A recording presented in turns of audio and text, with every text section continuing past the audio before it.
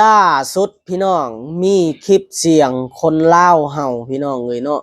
เพิ่นได้ออกมาต่อต้านการช่วยเหลือ7ชีวิตที่ติดภายในถ้ำพี่น้องเนาะเพิ่นเว้าว่าถ้าอยากตุ้ยก็ให้มันตุ้ยแค่7 คนอย่าเอาชีวิตคนอื่นมาเสี่ยงนำเลยพี่น้องเนาะ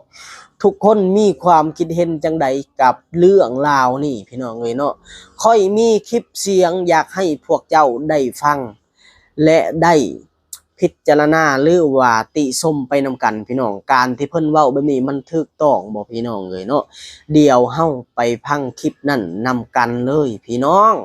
อาจารย์นั่นขอยานเอายันเข้าไปบ่ได้หรอกเพราะว่ามันน้ำมันท่วมตันหูอยู่หั่น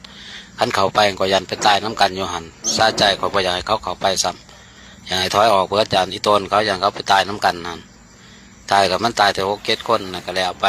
มันกรรมเวรเขาจังซั่นคันเข้าไปนี่ยาบ่ยาก็มันออกบ่ได้หรอกมันสิใจขาดตายน้ำกันอยู่น้ำมันสิท่วมฝนตกเลยอยู่ต้องการทอ400-600 เมตรสิไปไล่ทอไม้ไส้ทอใหญ่จูบหน้าหมอกฮะเห็นแต่ว่าผับไปตายน้ำกันฮะซาใจเนี่ยแซดบอกเขาให้เขาถอยอีโตนเขามาเบิ่งแล้วมันเคาะของพวกนั้นของพวก7 คนขาดตายร่วงนั้น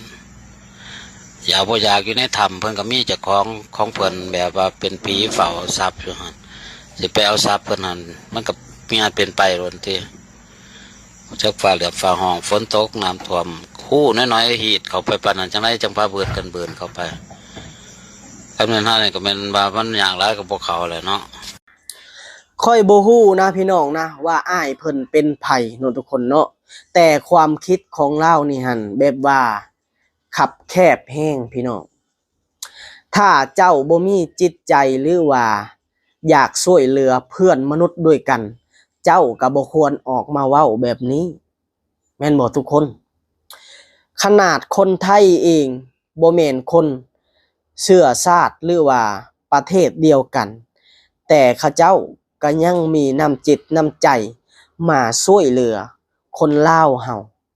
เจ้าเป็นคนลาวแท้ๆแต่ความคิดแบบว่าต่ำแห้งพี่น้องเนาะถ้า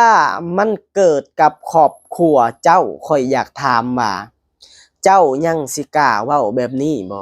เจ้ายังสิออกมาเว้ากับคนลาวเฮาแบบนี้บ่ถ้าเกิดในครอบครัวเจ้าได้ทุกคนและค่อยอยากถามว่าความคิดของเจ้านะ